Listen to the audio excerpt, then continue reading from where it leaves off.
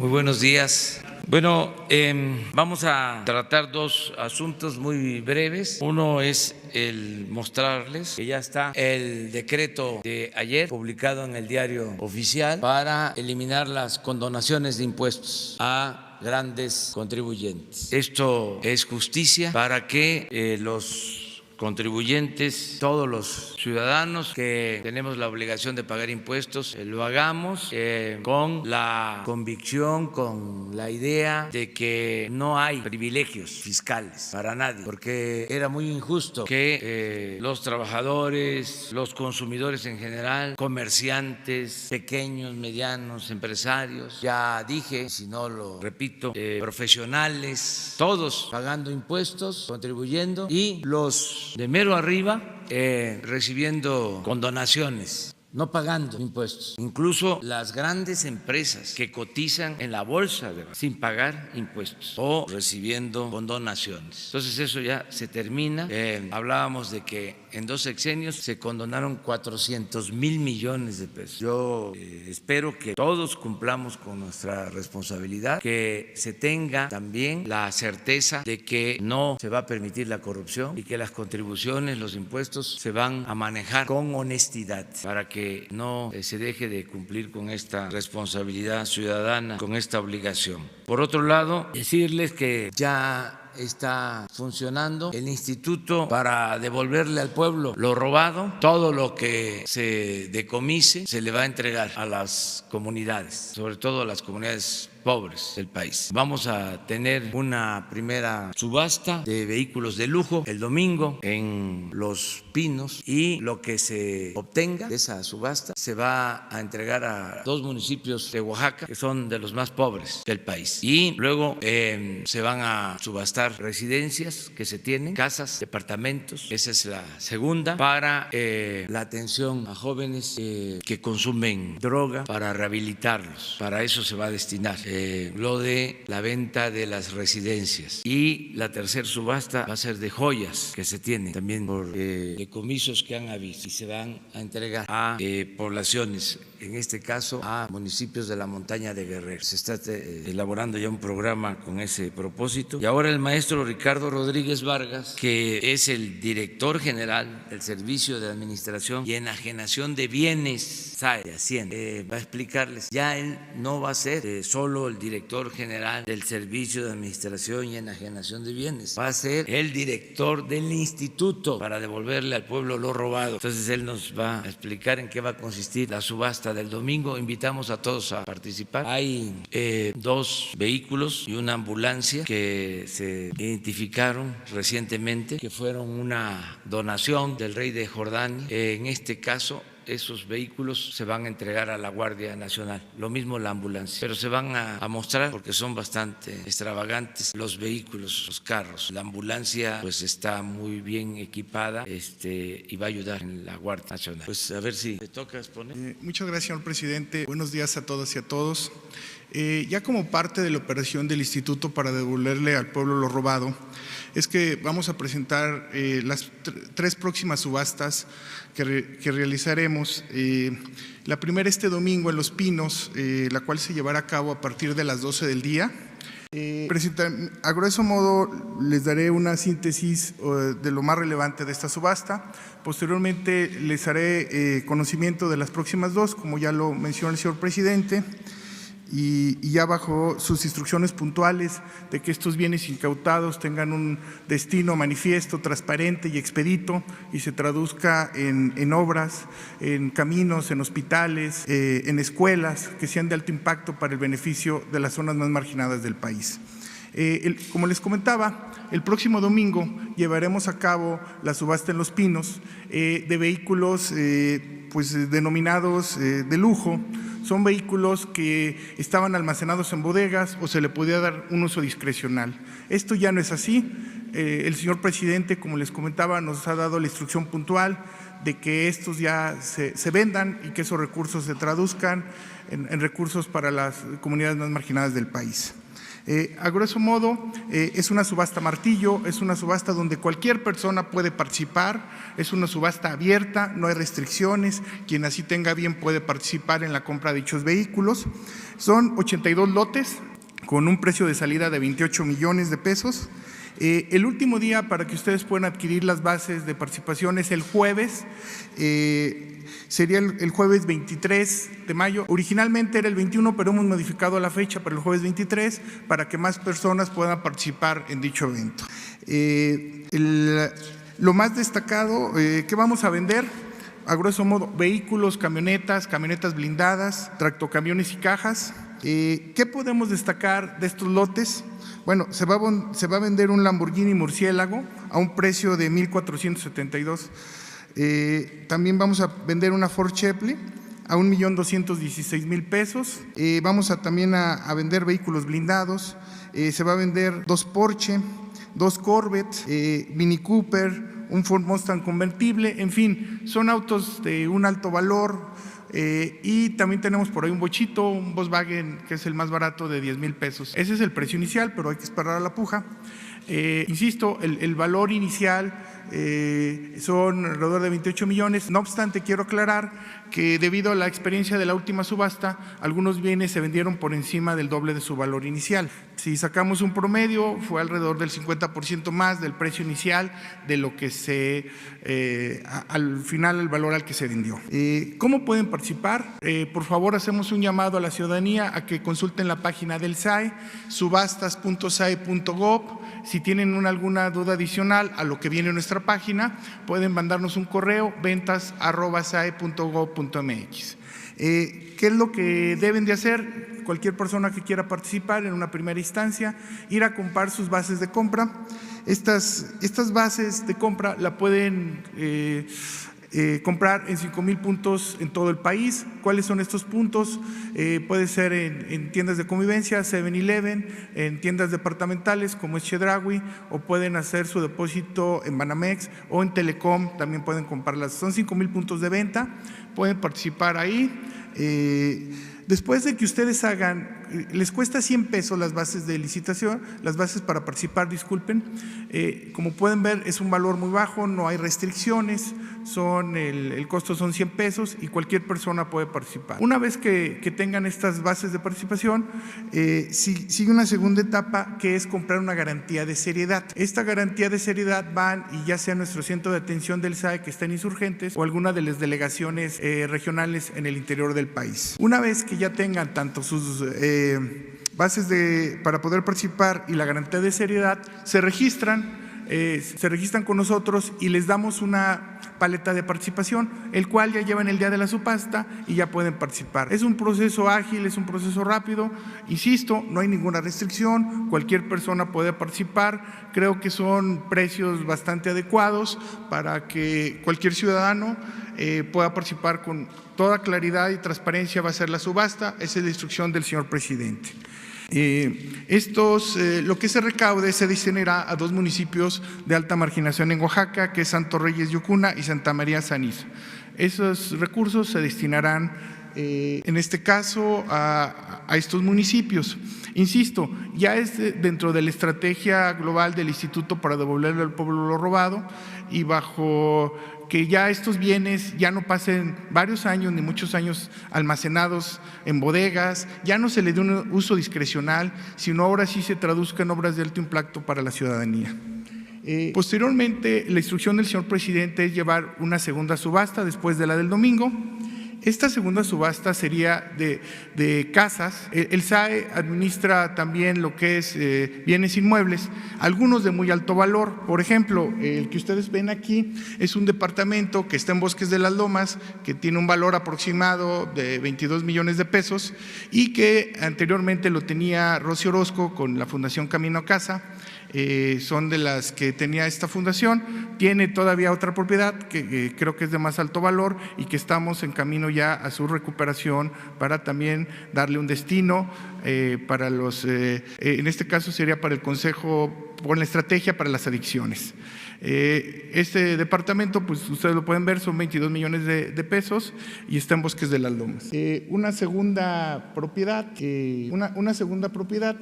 anda en 33 millones, está en Jardines del Pedregal. Esta residencia la tenía para una fundación de la CNC, el ex senador de la República, Gerardo Sánchez, que fue el dirigente de la CNC, y una fundación de la CNC la tenía en depositaría. Ya se la solicitamos, nos la han devuelto, y esta también pues es una casa que anda en alrededor un valor de 33 millones de pesos. Y finalmente tenemos una tercera propiedad que anda por ahí de los 70 millones de pesos, 80 millones de pesos, perdón. Esta también está en Jardines del Pedregal, también tiene un alto valor comercial. En total, la suma de las tres propiedades son aproximadamente 133 millones de pesos. Y vamos a recuperar una cuarta que tiene el esposo de Rosy Orozco, y ya se la solicitamos para que, insisto, esto ya tenga un destino y puedan ser ya enajenadas. También se nos ha instruido que anteriormente en el sexenio la Presidencia de la República tenía unas casas en Acapulco, otras en Cozumel. Esas casas que tenía la Presidencia de la República, o que tiene actualmente, pero que ya van a ser igual, van a tener un destino, que es la sociedad, que es las comunidades marginadas. Son algunas casas que están en Acapulco y en Cozumel, que disfrutaba anteriormente la Presidencia de la República, pero que ahora ya el señor presidente ha renunciado en un marco de austeridad y de congruencia a esos lujos, y que ahora se van a destinar, insisto, a caminos, a puentes, a escuelas y a hospitales, entre otras obras. Entonces, este segundo paquete lo estaremos realizando en aproximadamente un mes, es decir, sería en el marco, insisto, del instituto para devolverle al pueblo lo robado, sería otra subasta después de estos autos que vamos a hacer, estos autos de lujo que vamos a hacer el próximo domingo. Y una tercera subasta en este contexto sería de joyas. Ahí también el SAE tiene una gran cantidad de joyas, porque son joyas que se le ha incautado a la delincuencia organizada, pero que otra vez están pues almacenadas, están en bóvedas y no tienen un destino explícito, manifiesto. Y ahora pues con esta visión del señor presidente, pues ahora vamos a tener a bien en esta tercera fase de la subasta pues en darles un destino. La instrucción del señor presidente es que se destine a los municipios marginados en las montañas de Guerrero. Entonces, como ustedes pueden observar, iniciamos ya los trabajos del instituto para devolverle al pueblo lo robado. La instrucción ha sido muy puntual y ha sido que ya estos bienes ya no se almacenen. Anteriormente yo creo que se funcionaba como un Robin Hood al revés, más bien se le quitaba al pueblo y se le daba a los corruptos, y ahora ya no. Ahora la instrucción es darle puntualmente, devolverle a la sociedad, al pueblo, que es el legítimo dueño de estos recursos, devolvérselos, pero de forma expedita, clara, transparente y con un destino manifiesto. Esa ha sido la instrucción del señor secretario, una instrucción muy puntual, y la cual el instituto ya elaborando y cumpliendo sus instrucciones. Finalmente, comentarles que, bueno, para nosotros en el SAI y ahora en el instituto es un orgullo poder participar y darle este destino a los bienes y cumplir cabalmente con la estrategia que nos ha indicado el señor presidente. Muchas gracias. Gracias. Bueno, abrimos para preguntas y respuestas. No vamos a tardar mucho porque vamos a Ixachi, que es un campo petrolero que tiene mucho potencial, hay mucho petróleo, y vamos a llevar a cabo allá, es en el municipio de Tierra Blanca, muy cerca de Cosamaloapan, en la cuenca del Papaloapan, donde está este campo, este yacimiento petrolero. Vamos a estar el día de hoy allá, están todas y todos invitados. Pero bueno, empezamos. ¿Sí? Hola, muy buenas tardes. Buenos días, mi nombre es Julio Omar Gómez, soy periodista de Baja California Sur, del Peninsular Digital y Diarios Digitales de México. Señor presidente, aprovechando que está el instituto, la zona fronteriza de Baja California Sur se le va a devolver a ser zona fronteriza Baja California Sur. No es tanto el contexto me refiero al impuesto, a los aranceles, a muchas cosas, sino su delegado federal ha dicho que es la distancia, dicho Castro Cosío, en ese sentido, en un contexto, Baja California Sur es una isla, depende mucho del macizo continental para los productos, no es un estado productivo en el sentido de que consumimos tanto de nuestro país vecino, tanto del país. Entonces, ese contexto de los aranceles, de los impuestos, de lo que cuesta transportar toda esa mercancía, vale muchísimo. Entonces es mucho dinero lo que se paga, tanto por impuestos, tanto por transportar los productos, ya sea vía marítima, aérea o transporte. Entonces en una objetividad muy directa, no es una pregunta para que se vaya siendo politizada ni nada, pero en campaña se dijo que se iba a hacer una zona fronteriza nuevamente, pero ya no se piensa hacer lo mismo, o sí se va a hacer. Aparte de que ya hay una controversia constitucional en la Suprema Corte de Justicia de la Nación. Ese es uno. Y aprovechando la segunda parte, la segunda pregunta, el delegado que tiene en Baja California Sur, Castro Cosío, pues está aprovechando el puesto para poder estar postulándose para una gobernatura. Entonces, ni tiempo ni es. La situación es que función está jugando los delegados federales en cada estado, como en Baja California Sur. Gracias. Sí. Pues mire, hay una política de apoyo a toda la franja fronteriza que incluye Baja California y que incluye otros estados. La definición es contemplar los municipios que están en la zona fronteriza. No se descarta hacia adelante que pueda ampliarse. Tenemos el compromiso en el caso de Quintana Roo para Chetumal y lo de Baja California Sur, pero tenemos que evaluar el resultado del programa en la franja que ya se definió, que tiene que ver con Baja California, con Sonora, Coahuila, Chihuahua, Tamaulipas, Nuevo León. Es a lo largo de los 3.180 kilómetros de frontera. Ahí se disminuyó el IVA del 16 al 8%, el impuesto sobre la renta se redujo al 20%, ahí se homologaron los precios de combustibles con lo que cuestan los combustibles del otro lado de la frontera, del lado estadounidense, y aumentó el salario mínimo al doble. Es un trato especial para la franja fronteriza. Entonces estamos iniciando el programa, se está evaluando, se pronosticaba que se nos iban a caer los impuestos o la recaudación de impuestos, que iba a afectar a la hacienda pública.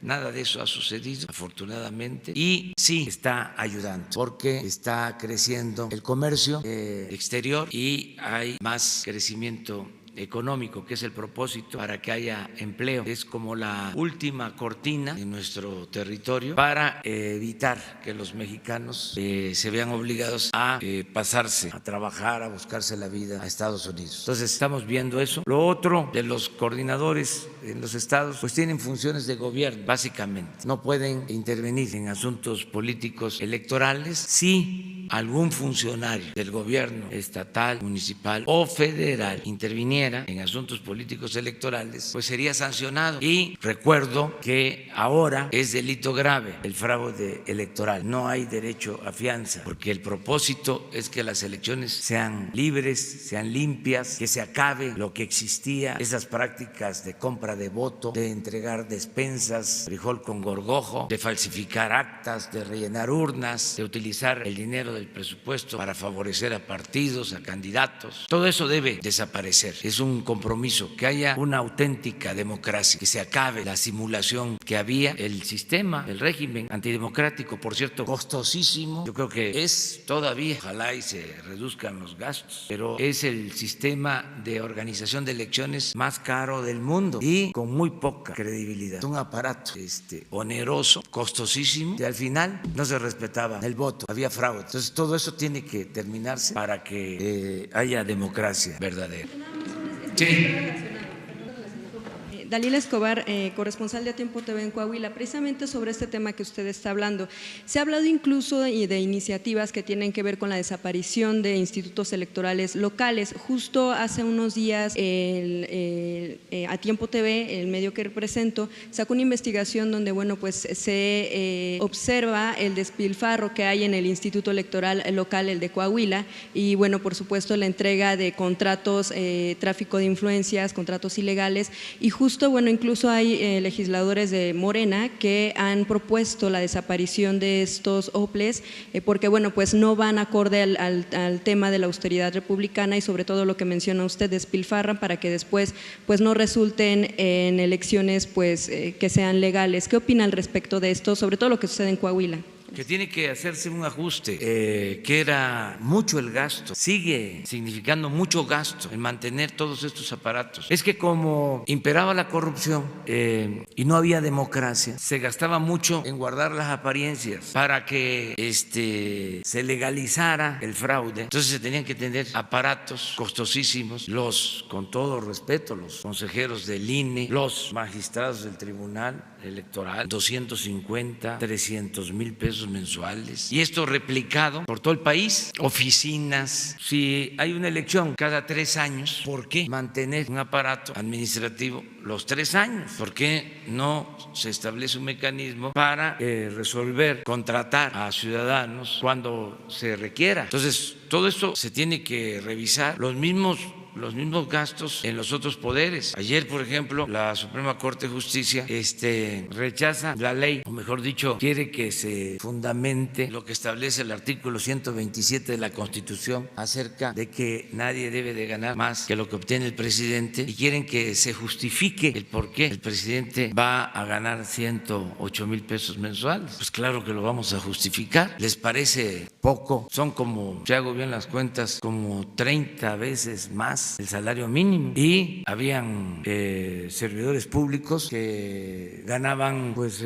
100 veces más, como 500 veces más que un salario mínimo. Hagan la cuenta, los ministros de la Corte, con todo respeto, en total recibían 600 mil pesos mensuales. Por eso es todo este debate. ¡Qué bien que se está tratando este asunto! ¿Estaría entonces de acuerdo con que se desaparecieran los OPLES, los organismos? Que se busque federalizar y que haya un solo organismo nacional. Por ejemplo, este es un acuerdo para que haya austeridad, no seguir gastando el presupuesto, que es dinero de los ciudadanos, sin justificación. El gobierno estaba ensimismado, todo el presupuesto se quedaba en el mismo gobierno y no se liberaban fondos para el desarrollo. El presupuesto, 5.500.000.000.000, y solo para inversión 500.000 millones, ni el 10% del presupuesto. Todo nómina, operación del gobierno. Yo lo estoy viendo ahora, y además lo digo porque siempre digo lo que pienso, y además así es como se va haciendo conciencia. Nosotros hemos estado hablando del combate a la corrupción y de la austeridad republicana, que son 2 elementos que nos permiten liberar fondos para el desarrollo, para no aumentar impuestos, para no crear impuestos nuevos, para no endeudar al país. Y estamos seguros que si no hay corrupción y no hay lujos en el gobierno, hay presupuesto suficiente. Bueno, ya tenemos hasta el proyecto de ley de austeridad republicana. Di a conocer recientemente un memorando para que los viajes al extranjero contaran con la autorización del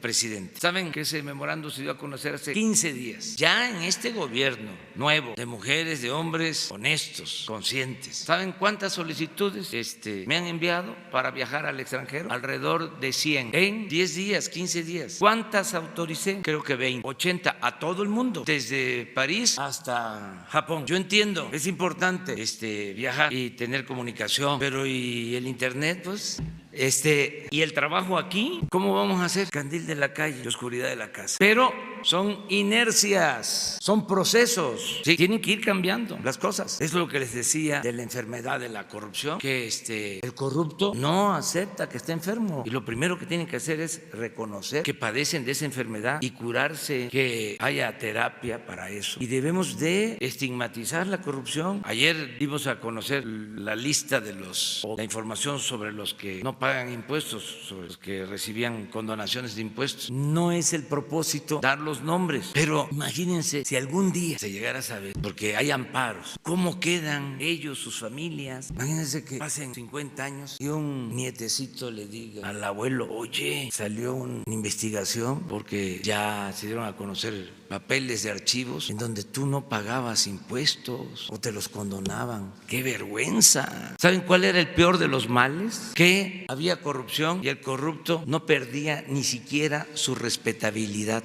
Era aplaudido, reconocido, se le ponía de ejemplo. No en general, porque siempre abajo, aunque no les guste a mis adversarios, en el pueblo, bueno, hay valores y honestidad. Este asunto de la corrupción es un problema que se fue creando por la ambición al dinero, por lo material, y también el sistema de vida aspiracionista, que querer tener un Ferrari, una residencia de lujo, joyas, todo ese lujo barato como estilo de vida. Entonces, yo sí estoy de acuerdo en lo que tú planteas, de que se reduzcan los gastos, porque es dinero del presupuesto, que es dinero del pueblo, ahorrar en todo lo que se puede. Y ya nada más brevemente, con el tema de Coahuila, lo que mencionaban también en la zona fronteriza, hay legisladores federales representando a Coahuila que decían que le iban a plantear el hecho de que incluyera 3 municipios: Morelos, Allende y Villa Unión, en la zona fronteriza. Ya se lo plantearon y sí lo va a evaluar. Me lo plantearon, sí, porque ahí está muy cerca de estos pueblos de Morelos, de Allende. ¿Cuál es el otro municipio? Y Villa Unión, sí, está muy cerca de la frontera, sí, sobre todo en el caso del precio de las gasolinas. Ahora que estuve por allá, que fui a Cuña, que fui a Piedras Negras, me hicieron este planteamiento. Se está revisando también. Buenos días, presidente. Adelante. Buenos días, presidente. Daniel Blancas, de La Crónica. Dos temas, presidente. Uno tiene que ver con un fondo tipo el fondo minero, que ya mucho se ha hablado aquí. Este es otro fondo, también con dinero del gobierno federal, pero para las cuestiones del medio ambiente, de las energías limpias. Hoy documentamos la existencia de este fondo e irregularidades por al menos 9,000 millones de pesos. Era un fondo que se decía que era para fomentar las energías limpias, programas, etcétera, pero iba a parar a otro asunto. La pregunta concreta es si el gobierno federal tiene ya documentados o registrados cuántos fondos de temas diversos había en el gobierno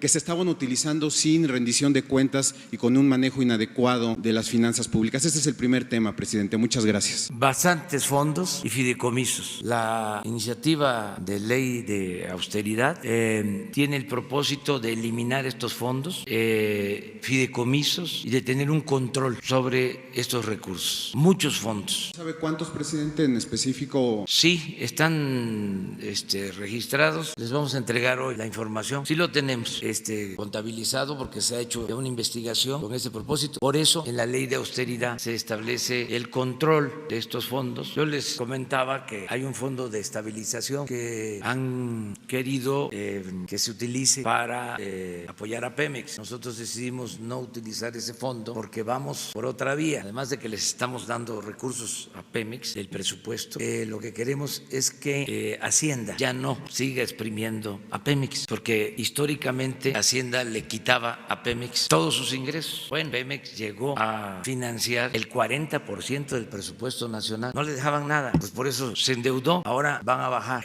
impuestos a Pemex, va a tener más autonomía, que es la vía que estamos tomando. Hoy vamos a hablar de eso, de cómo le vamos a quitar los impuestos y derechos a Pemex para que se fortalezca. Bueno, pues existía ese fondo y luego me entero de otro fondo de remanentes de presupuestos anteriores no ejercidos. ¿De cuánto creen? 70,000 millones de pesos. El fondo de salud, teniendo el grave problema de que no hay medicinas, no hay médicos, que está muy mal el sistema de salud. Bueno, pues hay un fondo de 80,000 millones de pesos. Entonces, esto que estás planteando es otro fondo. Entonces, todo esto lo estamos ordenando. Por eso puedo garantizar que no vamos a tener problema de finanzas públicas, que hay presupuesto, que el problema de México no es que falte presupuesto. El problema de México era que se robaban el presupuesto. Ese era el problema, no que faltara presupuesto. Entonces, sí nos pueden entregar, Les vamos a entregar la lista de los fondos y cuánto dinero sí, se gastaba en esto, ¿no? Sí,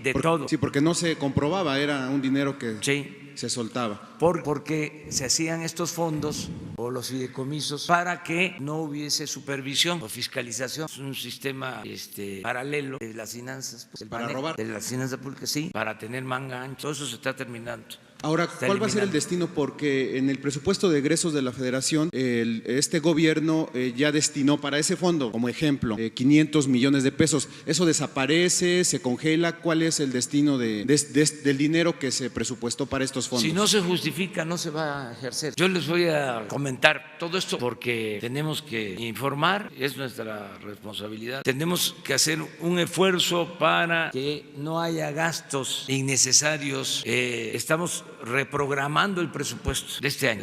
Estamos haciendo transferencias de recursos. Tenemos definidas las prioridades. 71 programas prioritarios son los que tienen que ser atendidos de manera especial, que no les debe de faltar el presupuesto. Desde luego aquí está la salud, la educación, lo básico, lo que tiene que ver con el bienestar. El otro tema, presidente, es un tema al que le he dado mucho seguimiento en los últimos días, que fue derivado de, ya se lo he planteado, de las cuestiones, las inquietudes de estudiantes de las escuelas de Morena, pues que estaban inquietos, digamos, por su futuro. Ya usted me comentaba la vez pasada que hay pues ciertas diferencias internas entre la SEP y CREFAL. La pregunta concreta en este sentido, comentándole que ya hay algunos jóvenes que tomaron la iniciativa de presentar amparos contra esta figura, pero más allá de los dimes y diretes, presidente, decirle, ¿quién va a manejar los 1,000 millones de pesos que están destinados para las universidades del bienestar? Porque le hago esta pregunta porque CREFAL es un organismo internacional que no está sujeto a la rendición de cuentas ni a la transparencia. ¿Estos 1,000 millones de pesos los va a manejar CREFAL, presidente? Se va a crear un organismo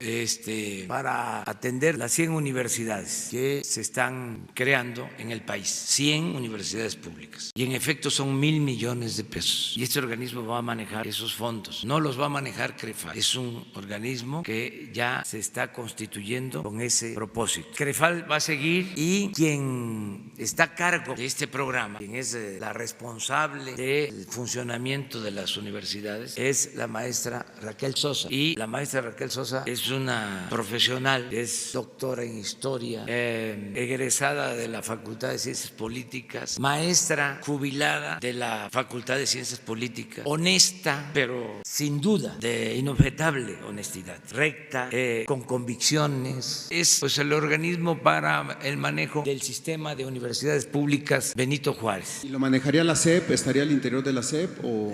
Va a estar sectarizado con la SEP, la cabeza de sector, como se dice administrativamente, es la SEP, pero es un organismo independiente. Bueno, usted habla de Raquel Sosa, presidente. Nosotros tuvimos la oportunidad ya de charlar brevemente con Raquel Sosa y decía que estas historias de jóvenes que llevaban 3 años estudiando y que de repente les desaparecen carreras, semestres, materias, dice que es un drama, así lo dijo textualmente, esto es un drama del que no me interesa hablar. ¿Usted comparte esta situación de que estas historias son un drama también, presidente? Yo respeto mucho a Raquel, lo confieso. Todos tenemos problemas de carácter, todos. Entonces, a lo mejor no fue el mejor momento, ¿no? Y ella tuvo que expresar así las cosas. Pero es una mujer excepcional. Yo quisiera que hubiesen en el servicio público 100 Raqueles Sosa y me sentiría yo muy a gusto, muy satisfecho. ¿Saben ustedes que uno de los problemas de las malas herencias del modelo neoliberal es que no se formaron cuadros para la administración pública, para la política? Hay políticos como arroz o que se sienten políticos, pero en realidad es pura gente oportunista, arribista, trepadores, convenencieros, sin ideales, sin principios. Pero hay muchísimos, pero muy pocos políticos con convicción, con ideales, con principios. Y en la administración pública lo mismo. No tienen una dimensión social. Antes se le llamaba o se les decía a los servidores públicos que se entregaban, que tenían mística, se les decía que tenían emoción social. Bueno, falta eso, el que se sientan felices de estar trabajando en las comunidades, en bien de los demás. No, se llegó a que el servicio público era ir a una oficina, sentarse en el escritorio, tener todas las comodidades, las oficinas en México, el gobierno, pues no son por metros cuadrados, sino a veces hasta por hectáreas enormes. No les hablaba yo de que se encontró en una oficina que un jefe de departamento, un director, tenía como 5 teléfonos, tenía teléfonos en el baño, en todos lados, y asesores y ayudantes. Entonces, ese era el sentido de la administración pública, no el estar atendiendo a la gente. No se escuchaba a la gente, no se le tenía respeto a la gente. Entonces, todo esto tiene que ir cambiando, pero el caso de Raquel tiene toda nuestra confianza. La invitara para que nos explicara Sí, detalle el proyecto, sí. porque de repente siento que lo dejan muy solo, Sí, presidente, sí. que sus colaboradores están muy cerrados, muy... Pero ella va a venir aquí y les va a informar sobre cómo va lo de las 100 universidades públicas. Yo hago ese compromiso. Y van a ver, porque es un programa muy interesante, porque es crear universidades públicas en los pueblos más apartados, más olvidados, donde no hay posibilidad de estudiar. Entonces sí es un buen programa. Ella va a venir aquí a exponer. Vamos acá. Buenos días, presidente. Joel Cruz, de XEU Radio del puerto de Veracruz. Presidente, yo le voy a hacer unas preguntas en materia energética, aprovechando que hoy visita la entidad veracruzana.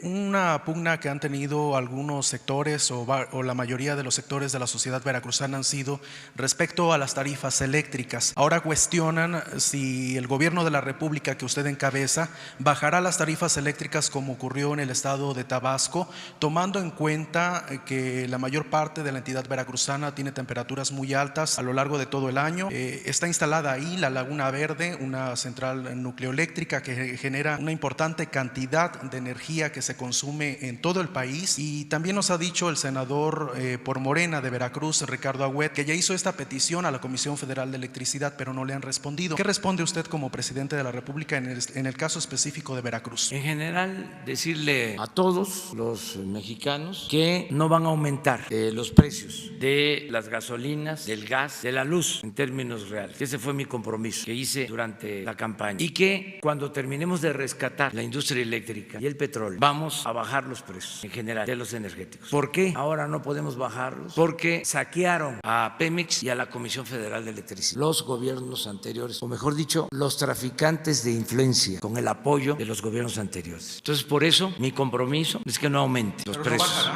¿No bajarán como ocurrió en Tabasco? Eso fue una situación muy especial. Ya mis adversarios lo están utilizando. De aquí van 2 o 3 veces que se preguntan sobre ese tema. Fue un asunto muy especial. Ahí, además, el gobierno del Estado se hizo cargo de esa deuda. Lo podrían hacer algunos gobiernos estatales, pero en general vamos a mantener tarifas bajas para todos los consumidores. No va a ser como era antes, de que había gasolinazos. ¿Se acuerdan de cómo era? Que dijeron que no iban a aumentar la luz y la aumentaron al doble y al triple. Lo que pasa es que ahora como que muy pronto se nos olvidan esas cosas. Hay como amnesia.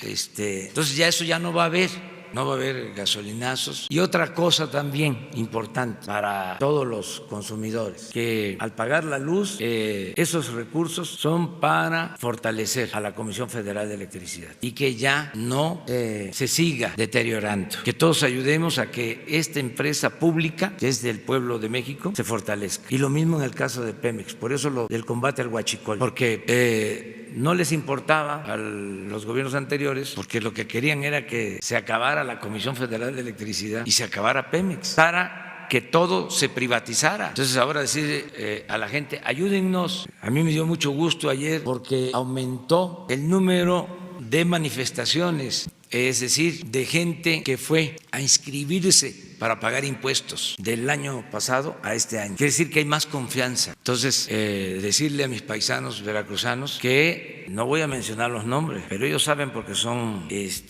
muy avispados, mis paisanos veracruzanos, que ya no hay robadera, que ya se acabó.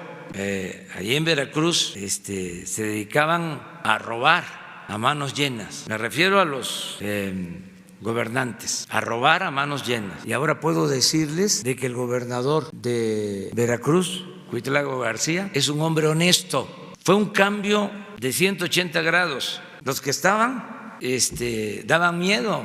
era ay nanita, ahora es distinto. Entonces que mis paisanos tengan confianza de que las cosas van a mejorar. Hoy voy allá, voy a Veracruz y voy a regresar el viernes y el sábado. ¿A dónde?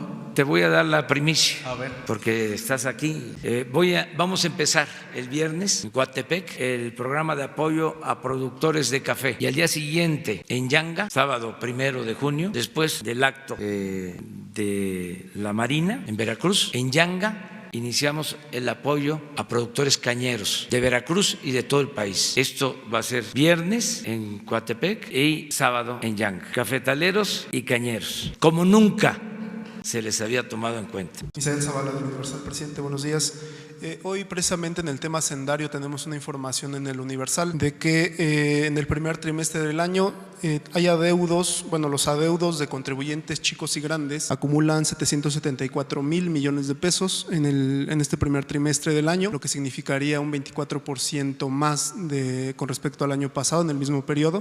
Además del llamado que usted hace a los contribuyentes a que realicen sus pagos, ¿cuáles serán las medidas o cuál será el plan que tendrá la Presidencia de la República para que estos adeudos sean pagados por los contribuyentes y qué tanto afecta esto a la hacienda pública? Y si me permiten 2 minutos, una pregunta más. No tenemos nosotros ese dato, al contrario, el dato que tenemos, se dio a conocer ayer, es que ha aumentado la recaudación en 5%. Si hubiese crecido el monto de adeudos, no tendríamos una recaudación mayor. De todas maneras, lo vamos a revisar, y yo creo que hay 2 cosas. Una, que la gente está apoyando, está pagando sus impuestos, está contribuyendo porque sabe que no hay corrupción. Y lo otro, que es muy importante, es que con medidas como las de ayer ya queda en claro que no va a haber impunidad, y esto va a llevar a que el que no pagaba empiece a pagar los impuestos, y de modo que vamos a tener más recaudación. Y el miércoles se realizó un evento en Bellas Artes dedicado al líder internacional de la Iglesia de la Luz del Mundo, al que asistieron incluso funcionarios públicos de Morena.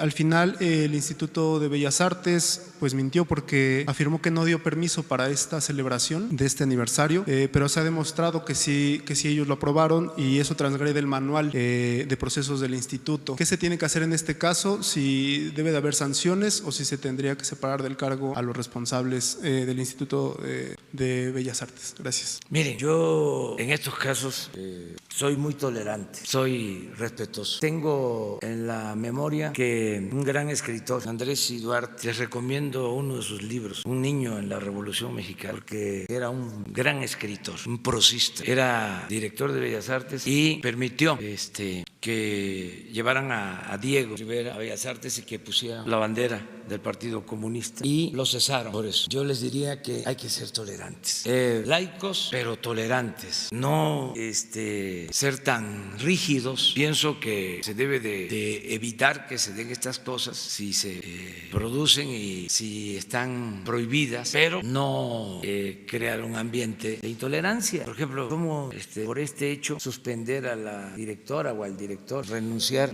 Por eso, que ofrezcan disculpas, que reconozcan si hubo error, pero también tenemos que respetarnos todos. Ese es mi punto de vista. Entonces, si se mintió, que se ofrezca una disculpa, pero me molesta mucho a mí la intolerancia. O sea, tenemos que aceptarnos más todos, y apostar más a la libertad, que podamos convivir todos, católicos y evangélicos de todas las denominaciones, y ateos, y libres pensadores, y agnósticos, y de todas las clases, de todas las culturas, de todas las preferencias sexuales. Así, no ser tan rígidos. Ese es mi punto de vista. No, pues están prohibidos, pero si se dio un asunto especial ahí, por las razones que hayan sido, como se presentaron las circunstancias, pues informar, ofrecer una disculpa, pero no hacer de eso. No, ya fíjense, se ha hecho tanto ruido con eso que yo creo que se va a tener que cuidar todas esas cosas en el futuro. Yo estoy en contra de eso. O sea, Les comento de otro asunto. Una vez también con cultura, había un director de cultura, eso más reciente, tuvo que ver con Bellas Artes, y en una imprenta sacaron una ofensa a la esposa del presidente y corrieron al director de cultura. Ya cambió esto. O sea, vamos pidiendo a la secretaria de Cultura que explique, que venga aquí. ¿Mande? Ya hay una explicación.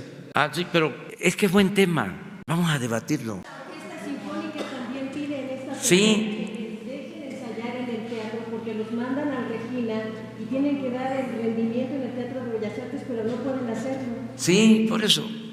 Que venga Alejandra. Es que es buen tema.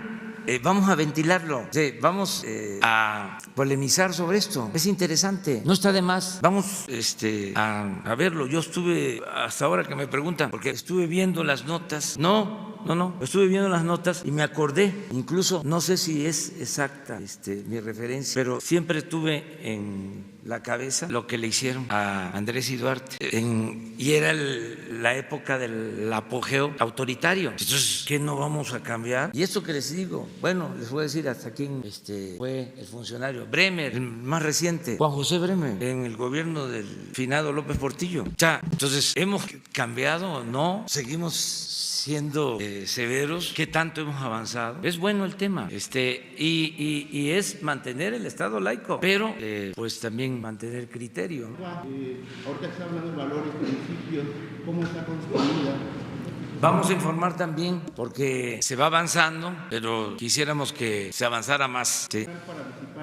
Mucho. El cambio más importante es el cambio de mentalidad, y eso se ha venido logrando. Lo que pasó en julio del año pasado fue por eso, cambio de mentalidad, y hay una actitud renovada, una actitud nueva de la gente. La verdad, tenemos un pueblo excepcional, extraordinario. No creo yo que haya muchos países con el nivel de conciencia ciudadana que hay en México en estos tiempos. Es algo único, excepcional. Por eso podemos hacer muchas cosas. Bueno, por eso pudimos hacer lo del huachicol, de que la gente nos apoyó. Por eso podemos tener tiempo para resolver el grave problema de inseguridad y de la violencia, porque la gente nos está confiando y dice que van a poder, no son tan severos. Uno lee a los columnistas y están ya pidiendo la renuncia del presidente. Pero la gente está en otra sintonía, están muy enojados. Un sector que además merecen todo nuestro respeto. Uno ve un periódico, todos parejo, pero la gente opina distinto. Entonces, antes se pensaba de que los que formaban opinión pública eran los columnistas. No. Ahora yo creo que ni en sus casas coinciden. Estoy seguro que hay columnistas que sus hijos no coinciden con ellos, sus esposas, sus hermanos, sus papás. De veras, eso sucede, porque ya cambió esta situación. Muy bien, una más. Hay dos temas, presidente. El tema de las plataformas digitales. El día de ayer la Secretaría de Hacienda hace un anuncio histórico en el país, donde todas las plataformas digitales empiezan a tributar de una manera más oficial. En Baja California Sur y en Los Cabos particularmente hay un problema del transporte entre las plataformas y el gremio de taxistas y transportistas. ¿Qué hacer desde la presidencia para apoyar el destino y sobre todo casos como reconociendo que el tema de plataformas digitales es bueno y tributa para el país? Y el segundo tema es el tema que se comentaba con nuestro compañero de Veracruz, el tema de las tarifas eléctricas. La realidad, presidente, es que con la reforma eléctrica las dejaron muy altas. En Los Cabos han subido 70-80% en muchos de los casos y desafortunadamente tenemos temperaturas de 43, 44 grados, pero nos cobran como si estuviéramos de 20 grados. ¿Qué hacer, presidente? Entendiendo que con la reforma energética pues nos las dejaron muy arriba. Sí, vamos a revisar todo lo que tiene que ver con tarifas, pero lo vamos a hacer cuando tengamos posibilidades económicas, cuando se genere más energía, que se pueda bajar el subsidio que se le da a las empresas. No me refiero a las empresas que consumen la energía, sino a las empresas que producen la energía, porque que parece increíble, no solo se compra la energía, la privatización significó el firmar contratos para comprar energía a empresas particulares y asegurarles un subsidio, que eso no se da en ninguna parte del mundo. Por ejemplo, utilizan las líneas de transmisión de la Comisión Federal de Electricidad, estas empresas, y no pagan pagan por la utilización de las líneas de transmisión. Eso lo tiene que pagar la Comisión Federal de Electricidad. Entonces, es un subsidio. En eso consistió la llamada reforma energética. O sea, querían acabar con la Comisión Federal. Les hablaba yo la vez pasada de los contratos de los gasoductos, contratos leoninos. Entonces, estamos limpiando de corrupción la Comisión Federal de Electricidad, Pemex, y queremos producir más para bajar costos, para beneficiar a los consumidores. Ese es el propósito, pero no puedo decir ahora lo que me pidieron algunos partidos cuando tomé posición, que me decía baje el precio, cuando ellos subieron los precios. Entonces no puedo porque necesitamos mantener finanzas sanas. Hice el compromiso, no va a aumentar, lo voy a cumplir, lo estoy cumpliendo. Cada semana estoy pendiente de cómo se mantienen los precios al consumidor, en gas, en energía eléctrica, en gasolinas, en diésel. Estoy pendiente para no dejar de cumplir con ese compromiso. Lo otro que me preguntaste, sí, eso Hacienda ayer tomó esa decisión, tienen que analizarlo bien. Este es un asunto que lo está viendo Hacienda. Voy a pedir que me informen para ver qué puede hacerse. Es una demanda que tiene que ver con las empresas de México, incluso con los que prestan servicio, quejándose de que hay compañías multinacionales que no pagan o no pagaban impuestos y obtenían muchas utilidades, que los que invierten en el país, los que corren riesgos, los que pagan impuestos, veían esto como una competencia desleal en general, pero queremos analizarlo bien. Ayer Hacienda dio a conocer esta medida, lo vamos a revisar. Es una manera de reconocer, presidente, que las plataformas digitales existen y son buenas para el país porque van a contribuir de manera directa e inmediata. Pero en Los Cabos, siendo muy puntual, yo estoy en Michelle Piquet, estamos en Cabo Mil Radio, allá en Los Cabos, y hemos visto graves problemas en el transporte entre taxistas, gremio de transportistas y las plataformas digitales que han generado impacto internacional a través de las redes sociales, donde bajan a las turistas internacionales de los, llámese de los Uber, para ser muy puntuales, y de las otras plataformas digitales, y generan videos en redes sociales que dañan sustancialmente la imagen, no nada más de Los Cabos o de Baja California Sur, sino también del país, presidente. ¿Qué hacer con una ley de movilidad que ya está en el Congreso del Estado? ¿Qué hacer en Baja California Sur? Y cómo desde la presidencia se puede ayudar a arreglar un problema que es añejo entre taxistas, transportistas, y ahora se suma lo de las plataformas digitales. Sí, hay que buscar un acuerdo. Ahora que estuve en Los Cabos, hubo una manifestación de taxistas. Esto se presenta en otros estados del país. Hay que buscar un mecanismo de acuerdo. Este tipo de servicios modernos es por lo general aceptado por la población, pero al mismo tiempo se perjudica a muchos trabajadores de los servicios de taxi. Entonces hay que buscar un mecanismo de conciliación, y yo espero que se logre para que haya una convivencia en armonía y que no haya enfrentamientos, porque en efecto afecta la imagen de un centro turístico como Los Cabos y otros. Entonces hay que buscar acuerdos, y pueden incluso modernizarse sistemas de taxis, hacer el compromiso de mejorar unidades, de plataformas, con lo que ha existido durante mucho tiempo. Hay familias que viven de prestar servicio. Es una herencia de padres a hijos. Entonces hay que cuidar eso también. Hay que buscar la conciliación. Eso es lo que puedo comentar. Terminamos contigo. Gracias, señor presidente. Dos preguntas. Primero, si nos puede informar acerca de la reunión que tuvo ayer con la Coordinadora Nacional de Trabajadores de la Educación. ¿En qué términos se dio? ¿De qué hablaron? Si llegaron a algún acuerdo. Ahorita mismo hay un plantón allá afuera en Palacio de aquí de Palacio Nacional, y de hecho ya se oye la manifestación que está afuera. Al parecer no están de acuerdo con la propuesta educativa que se planteó. ¿Cómo se llevó a cabo esta reunión y a qué acuerdos llegaron, presidente? Fue muy buena reunión, porque se puso por delante el compromiso de dialogar y de llegar a acuerdos. Fue muy buena reunión la que tuvimos con la coordinadora. Me presentaron un documento, hice el compromiso de que lo voy a responder puntualmente. Les voy a responder por escrito. Pliego petitorio, no sé cuántos puntos tenía. No se puede decir que sea propiamente un pliego petitorio, porque son muchos temas los que no se incluyen en este documento. Ellos mismos así lo expresaron, pero quedamos en que les voy a dar respuesta puntual, y nos vamos a volver a reunir el lunes próximo a las 5 de la tarde. Pero fue muy buena reunión. Desacuerdos, desencuentros. dos? No, claro que hay diferencias, porque pues es normal. Ya he dicho en otras ocasiones que se la pasaría uno bostezando, aburrido, si no hubiesen diferencias. No sería vida el que todos pensáramos igual. ¿O les gusta eso a ustedes? A nadie. No.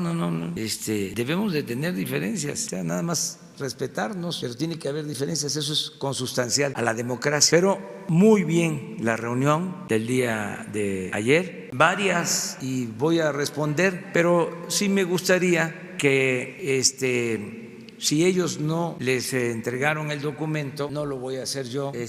Voy a preguntarles si aceptan el lunes que les dé a conocer el documento que me presentaron y el que yo voy a contestar, en el que voy a contestar, en el escrito que voy a contestar puntualmente, para que ustedes lo conozcan y que lo conozca todo el mundo. No hay nada secreto, no hay nada que ocultar. Fue muy buena reunión y las puertas de este palacio están abiertas para la gente, para el CENTE, para todas las organizaciones. Tenemos que ponernos de acuerdo y no hay diferencias con la CENTE porque es una organización democrática y no va a pedir nada que sea injusto, porque sería caer en una contradicción. No puede uno decir que pertenece a una organización democrática y está uno enarbolando banderas injustas o solicitando algo que es irracional o que no beneficia, en este caso la educación. Nada que no se pueda resolver así, todo se va a resolver. No tenemos diferencias de fondo, porque es que nosotros, si hubiesen ganado otros, pues entonces sí habría diferencias. Pero ¿qué fue lo que planteamos nosotros y qué es lo que queremos llevar a cabo? Queremos fortalecer la educación pública, gratuita, de calidad, en todos los niveles escolares. No queremos que la educación se convierta en un privilegio, que ese era el plan que vienen impulsando o que venían impulsando desde hace 30 años, que estudiara el que tuviese para pagar colegiaturas. El plan era poner la educación al mercado, como si fuese una mercancía, para que pudiese estudiar el que tuviese para comprar la educación. Eso ya no, eso se acabó. El gobierno va a garantizar la educación pública, gratuita, de calidad, en todos los niveles escolares. Entonces,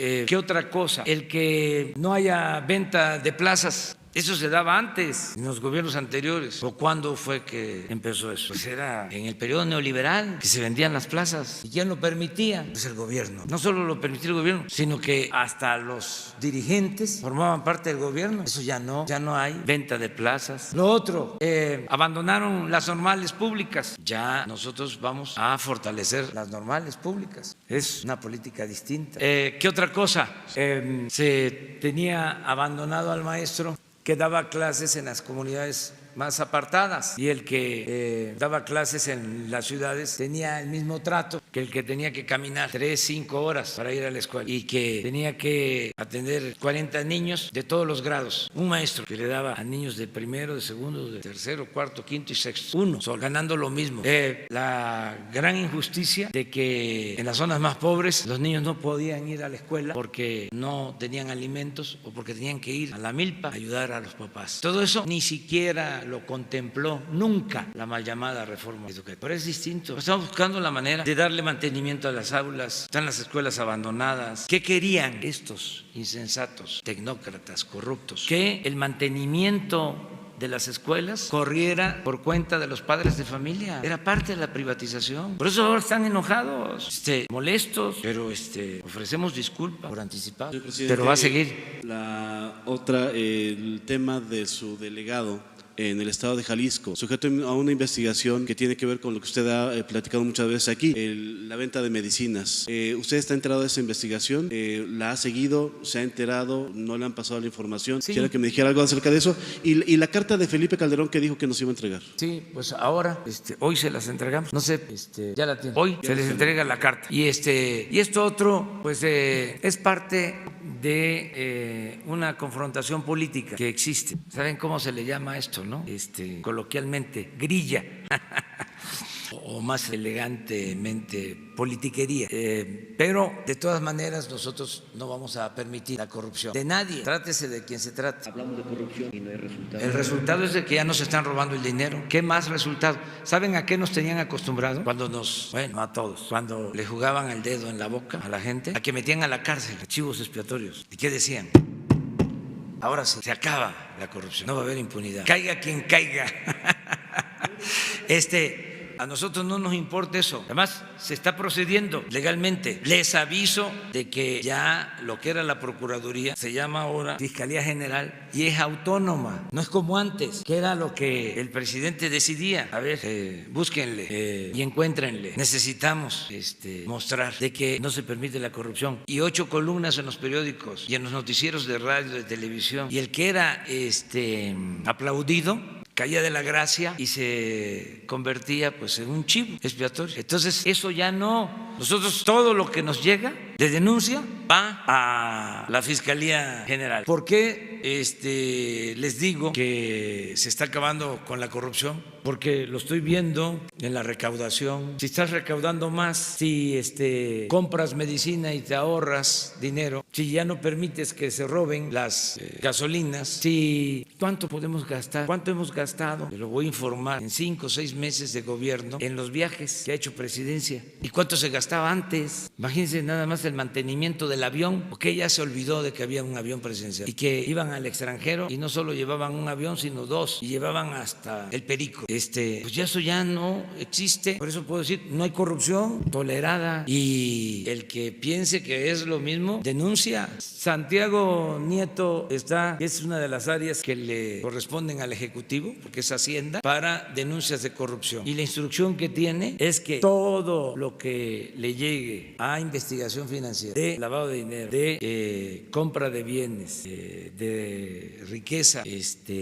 obtenida sin justificación, de inmediato, sea quien sea, a la Fiscalía General. Eso es todo, sí, es una obligación de la función pública. Y además, este mes, aprovecho también para recordarlo, tenemos que presentar todos los servidores públicos de nuevo la manifestación de bienes. Se tiene de plazo hasta finales de mayo. ¿No tienen ahí el video? A ver, con eso terminamos. Pero y les planteo algo, que mañana, si les parece, pero vamos viendo esto. Mayo, mes de la declaración patrimonial y de intereses.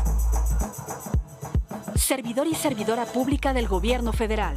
La Secretaría de la Función Pública te recuerda que, si ingresaste al servicio público antes del 1 de enero de este año, durante mayo debes presentar tu declaración patrimonial y de intereses en su modalidad de modificación. Así que los invitamos a todas y a todos a que cumplan con esa responsabilidad y con la transparencia. Emitir tu declaración, esto fomenta la transparencia y el combate a la corrupción. Más que documento es el compromiso de hacerlo extensivo a todos nosotros, a todos los mexicanos. Que es muy importante para seguir reafirmando nuestro propósito de abatir la corrupción, de atacar la corrupción y tener un gobierno absolutamente transparente. Invito a todos los funcionarios públicos, a todos los niveles, que hagan su declaración. Vamos a seguir con el cambio. Y contribuir con ello para mí es un orgullo, y estar con ellos para mí es una satisfacción. Por lo tanto, estoy aquí cumpliendo con esta obligación en la que todos deberíamos estarnos sumando. Porque los funcionarios de la Cuarta Transformación no tenemos absolutamente nada que ocultar a la ciudadanía. Con esta convicción de ejercer nuestro servicio a la nación con toda transparencia, con toda honestidad. Juntos construiremos un gobierno de México honesto, transparente y que rinda cuentas a la ciudadanía. Y me da mucho gusto que esto se haya logrado así de una forma tan rápida, tan eficiente. Para que el 100% de todas las personas que desarrollamos el servicio público podamos cumplir con este objetivo tan importante. Y con ello vamos a lograr total transparencia y el combate a la corrupción en esta cuarta transformación.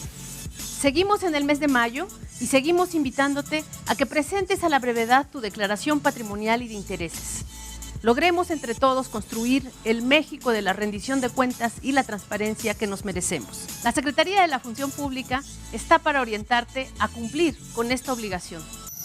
Gobierno de México. Yo les pregunto a ustedes, ¿habían visto ustedes algo así en los anteriores gobiernos? A ver. Bueno, ahí nos vemos. Dios, adiós. Nos iba a proponer algo.